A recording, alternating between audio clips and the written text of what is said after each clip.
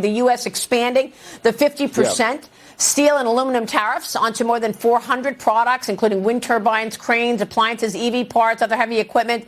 The Commerce Department calling it a crackdown on loopholes, saying that these higher tariffs will revitalize the American steel and aluminum industry. I know from U.S. steelmakers, they're delighted by this because they've been dealing with dumping of these products at much cheaper levels. But, I mean, you're also talking about unmanned aircraft systems, a lot of other goods that we weren't expecting with a 50% tariff. How do they use these loopholes to get cheap products into America and put U.S. makers at a disadvantage, Peter?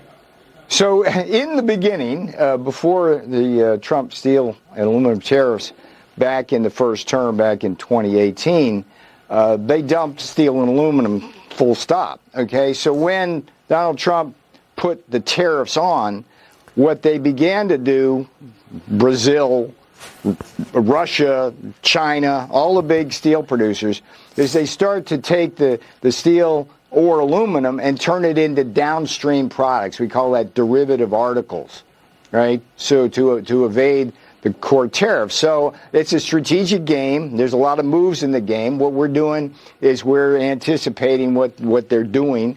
And so we basically do it that way in order to protect the industry. Remember, the goal here is to get 80% or higher capacity utilization in both our steel and aluminum industries, get new investment, particularly in the aluminum industry, which we lost several foundries during the Biden years, and that thing's on life support.